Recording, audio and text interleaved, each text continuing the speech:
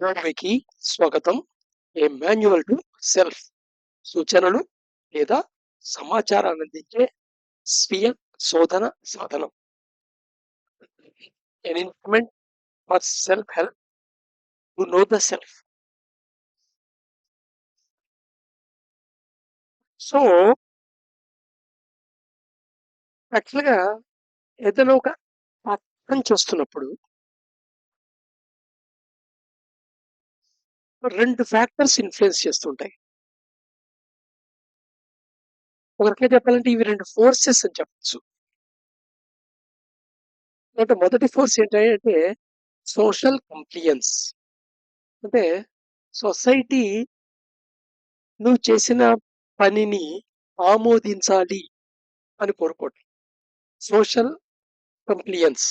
Society ఎలా expect చేస్తోందో, ఎలా ఉండాలనుందో అని ఫ్రేమ్‌వర్క్‌లో ఇమిడి ఉందో, సొసైటీ యొక్క యాక్సెప్టెన్స్ అన్నమాట. సో, ఆ పని చేసే మాగ్నిట్యూడ్, ఆ పని చేసే డైరెక్షను ఈ రెండిట్లోనూ సొసైటీ యొక్క కాంప్లియన్స్ ఎక్స్‌పెక్ట్ చేస్తాడు. ఇన్‌ఫాక్ట్ ఈ సోషల్ కాంప్లియన్స్ కోసమే మనిషి చాలా పనులు చేస్తుంటాడు. ఈ సోషల్ కాంప్లియన్స్ ఫ్యామిలీ లెవెల్‌లో ఉండొచ్చు, ప్రియర్ లెవెల్‌లో ఉండొచ్చు, ఫ్రెండ్స్ లెవెల్‌లో ఉండొచ్చు. ఒక సెట్ ఆఫ్ రిలీజియస్ పీపుల్ వల్ల ఉండొచ్చు. ఒక కమ్యూనిటీకి చెందిన వాళ్ళ వల్ల ఉండొచ్చు. ఒక భాష మాట్లాడే వాళ్ళ మధ్య ఉండొచ్చు. ఒక స్టేట్ మధ్య ఉండొచ్చు. ఒక దేశంలో ఉండొచ్చు. ఈ సోషల్ కాంప్లెక్స్ అనేది సింపుల్ స్ట్రక్చర్ కాదు. Different layered structure. బట్ ప్రతి పని విత్ రిఫరెన్స్ టు కాంటెక్స్ట్‌లో ఏదో ఒక సోషల్ కాంప్లియన్స్‌కి అనే ఫోర్స్ మీకు లోబడి ఉంటుంది. ఇంకోటి ఏమిటి అంటే ఇండివిడ్యువల్ కాంప్లియన్స్.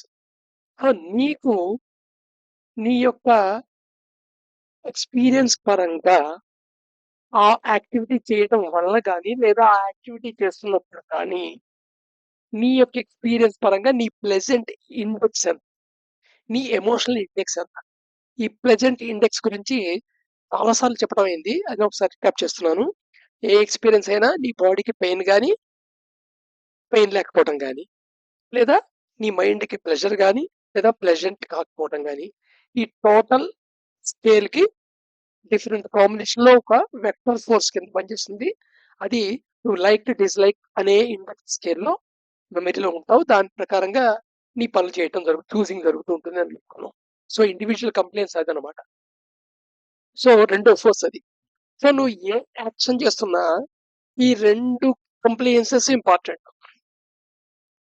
చాలా యాక్షన్‌లకి ఈ 2 ఫోర్సెస్‌కి మధ్య ఉన్న యాంగిల్ ఉంది కదా! సోషల్ కంప్లెయిన్స్‌కి, ఇండివిడ్యువల్ కంప్లెయిన్స్‌కి మధ్య యాంగిల్ 0 ఉండొచ్చు. 0 ఉందనుకో నీకు సమస్య లేదు. ఫర్ ఎగ్జాంపుల్ నువ్వు మొహం కడుక్కుంటున్నావు. సో, మొహం కడుక్కోవడం నీ ఇండివిడ్యువల్ కంప్లెయిన్స్, సోషల్ కూడా కంప్లెయిన్సే.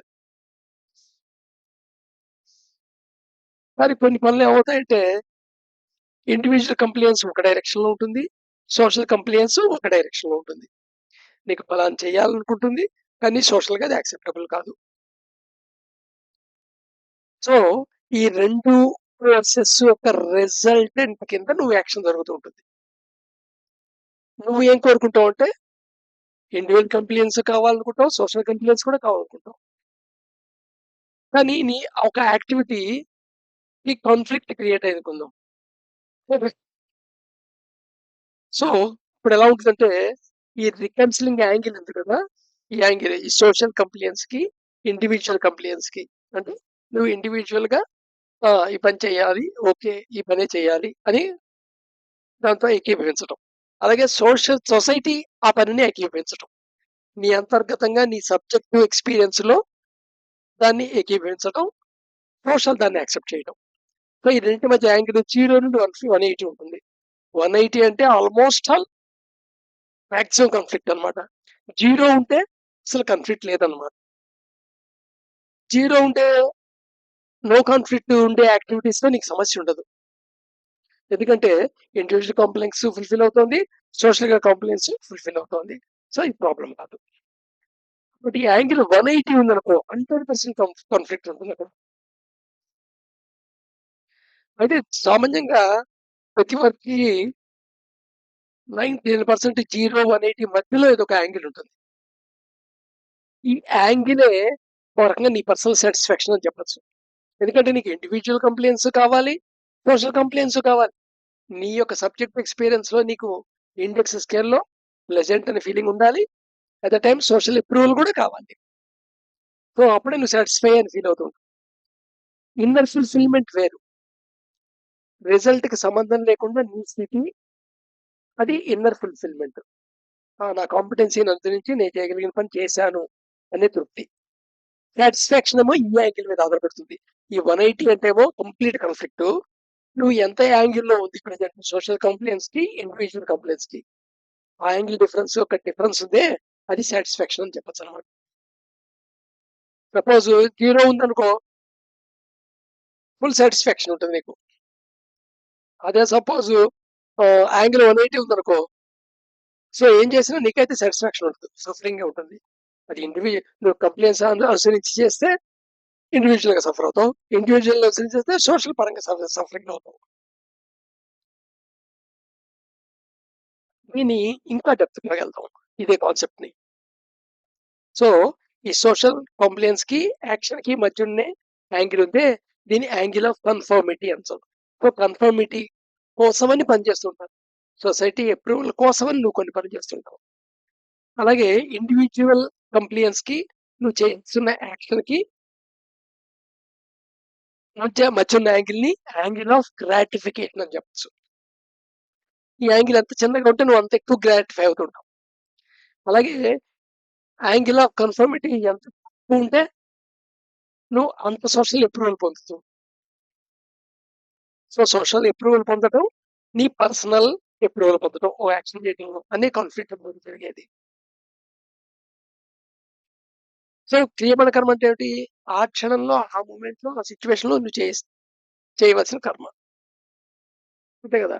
అయిపోయింది ప్రారంభంలోకొస్తుంది. లేదా సంచితంలోకి చేరుతుంది. అవ్వబోయేది ఆగమ కర్మ. అది ప్రారంభం ఒక పాత్ర అయ్యుండొచ్చు. క్రియామణ కర్మ యొక్క ఎఫెక్ట్ అయ్యుండొచ్చు. సో, ఇక్కడ మనం 2 ఫ్యాక్టర్స్ ఉన్నాయని తీసుకున్నాం. ఒకటి సోషల్ కంప్లెయింట్స్, రెండోది ఇండివిడ్యువల్ కంప్లెయింట్స్. సో, నువ్వు చేసే పని ఈ సొసైటీ యొక్క డిమాండ్‌కి ఎంతవరకు ఏకీభవించింది? ఎలైన్ అయ్యుంది? అలాగే నువ్వు చేయబోయే పని నువ్వు చేద్దాం అనుకున్న పని, నీ డిజైర్ యొక్క ఔట్‌కమ్ కింద వచ్చిన పని, నీ పర్సనల్ డిమాండ్‌కి ఎంతవరకు ఎలైన్ అయ్యుంది? అనే ఒక డిఫరెన్స్ యాంగిల్, ఆ యాంగిల్‌కు ఒక రిజల్ట్ బట్టి ఒక కర్మ ఇంక్లినేషన్ ఉంటుంది. అంటే ఏ పని చేస్తావు అనే ఇంక్లినేషన్ అన్నమాట. యాక్చువల్‌గా ఇప్పుడు యెల్లో డాట్ లైన్‌గా చూపించిందుంది. ఇదేమిటయ్యా అంటే ఇట్ ఈస్ ద కర్మ that has to be performed align with ధర్మ. సో, ధర్మ అనేది ఫ్రేమ్‌వర్క్ గురించి ఇంతకుముందు చెప్పుకున్నాం గదా! సో, ఏదైతే ఎగ్జిస్టెన్స్ యొక్క ఆర్డర్ ఉంటుందో, ఆర్డర్‌తో అలైన్ అయ్యి ఉన్నది సిస్టమ్‌ని ధర్మ అంటాం. ఆ ధర్మతో అలైన్ చేసే కర్మ ఉందే అది ఇండికేట్ చేస్తుంది ఇది. ధర్మతో 100% అలైన్ అయ్యి పర్ఫెక్షన్ అనేది జరగచ్చు, జరగకపోవచ్చు ప్రతి పనిలో. పనిలో జరగచ్చు. బట్ ఎక్కువ శాతం మనం అబ్జర్వ్ చేసుకుంటే అలైన్ అయిందని తక్కువే ఉంటుంది. సో, ఒక యాంగిల్ ఆఫ్ డిఫరెన్స్ ఉంటుందన్నమాట. ఏది యాక్చువల్‌గా యాస్ పర్ ధర్మతో అలైన్ అవ్వడానికి నువ్వు చేయవలసిన కర్మ యొక్క మాగ్నిట్యూడ్, డైరెక్షన్‌కి అండ్ నువ్వు ఈ సొసైటీ యొక్క డిమాండ్‌కి అలైన్ అవుతూ, పర్సనల్ డిమాండ్‌కి అలైన్ అవుతూ, ఆ యాంగిల్ డిఫరెన్స్ యొక్క రిజల్టెంట్ బట్టి నువ్వు చూస్ చేసుకున్న కర్మ ఇంక్లినేషన్ పాత్‌కి. నువ్వు చేయబోయే క్రియామణ కర్మకి. ఈ యాంగిల్‌ని మనం ప్రిఫరెన్స్ అని చెప్పొచ్చు. సో, ఈ యాంగిల్ ఎంత తక్కువగా ఉంటే నువ్వు అంత ప్రిఫరెన్షియల్‌గా వెళ్తావు. ప్రిఫరెన్స్ దేనికి? ఈ సొసైటీ యొక్క అలైన్‌కి, పర్సనల్ డిమాండ్ యొక్క అలైన్‌కి యొక్క రిజల్టెంట్‌కి యాక్చువల్ యాస్ పర్ ధర్మాకి అలైన్ అవుతున్న యాక్షన్‌కి. ఈ రెండిటికి మధ్య ఉన్న డిఫరెన్స్ యాంగిల్ తక్కువుంది అంటే, నీ ప్రిఫరెన్స్ ఎక్కువున్నట్టు. నీ ప్రిఫరెన్స్ బాగా ఎక్సర్సైజ్ చేసినట్టు. ఇంకో రకంగా చెప్పాలంటే, దీన్నే నీ ఫ్రీ విల్ ఆటోమేటిక్‌గా ఎగ్జిక్యూట్ చేయగలుగుతున్నావు. అదే సపోజు నువ్వు ఏదైతే కర్మ ఇంక్లినేషన్ పాత్‌లో ఆచరిస్తున్నావో, కొంత డీవియేట్ అయ్యి ఉండొచ్చు నీ ధర్మా నుండి. అది నీ పర్సనల్ డిమాండ్‌తో ఎంతవరకు అలైన్ అయింది అనే డైరెక్షన్‌కి ఎంత యాంగిల్ ఆఫ్ డిఫరెన్స్ చూపిస్తుందో, దీన్ని అబ్సెసివ్‌నెస్ అబ్సర్వర్స్‌కి, ప్రిఫరెన్స్‌కి తేడా అది. ప్రిఫరెన్స్ స్టేట్‌లో ఉన్నప్పుడు ఎలా ఉంటుందంటే, నేను ఈ ఈ బిలో ఏని ఇష్టపడుతున్నాను. బట్ కానీ టీ పొందినా ఓకే. ఇది ప్రిఫరెన్స్. అదే అబ్సెసివ్ అంటే నాకు ఏ కావాలి, ఎట్టి పరిస్థితిలో బి వద్దు. ఇది అబ్సెసివ్‌నెస్. సో, సామాన్యంగా అబ్సెసివ్‌నెస్ వద్దు, వద్దు అని కోరుకుంటుంటారనమాట మనుషులు. దాంతో ఫైట్ చేయటం కాదు. ప్రతీదీ అర్థం చేసుకుంటే అర్థమవుతుంటుంది. సో, దేర్‌ఫోర్ నీకు అబ్సెసివ్‌నెస్ ఉంది అంటే అది కంపల్సివ్ ప్రాసెస్‌లోకెళ్తున్నావు. ప్రిఫరెన్స్ చేస్తున్నావు అంటే అట్‌లీస్ట్ అది అండర్‌స్టాండింగ్ ప్రాసెస్‌లో. అండర్‌స్టాండింగ్ పర్ఫెక్ట్‌గా అయినప్పుడు ప్రిఫరెన్స్ చాయిస్ కూడా కరెక్ట్‌గానే ఉంటుంది. అండర్‌స్టాండింగ్‌లో ఎంత క్లారిటీ లోపం ఉంది అంటే అంత బట్టి నీ ప్రిఫరెన్స్‌లో ఉంటుంది. దీన్ని యాక్చువల్‌గా చాయిస్‌లెస్ అవేర్‌నెస్ అని చెప్తూ ఉంటారు. జెడ్డీ కృష్ణమూర్తి ఎక్కువ వాడుతుంటాడు ఈ పదం. Choiceless awareness. సో, ఈ ప్రిఫరెన్స్‌కి, అబ్సర్వ్‌నెస్‌కి డిఫరెన్స్ అనేది నీ పర్సెప్షన్‌లోకి రావటం. ఎప్పుడు నువ్వు ప్రిఫరెన్సెస్ పెరుగుతూ ఉంటుంది నీకు? ఇది ఇండికేషన్ అన్నమాట. మైండ్‌ఫుల్‌నెస్ అయిన కొద్దీ. మైండ్‌ఫుల్‌నెస్ మైండ్‌ఫుల్‌నెస్‌గా యాక్టివిటీ జరుగుతున్నంత సేపు ప్రిఫ ప్రిఫరెన్స్ యాంగిల్‌లోనే ఉంటుంది. దాన్ని డిక్లైన్ అవుతూ ఉంటుంది. ఎక్కడైతే అబ్సెసివ్ ఉంటుందో మైండ్‌ఫుల్‌నెస్ రేపు మళ్ళా కంటిన్యూ చేద్దాం.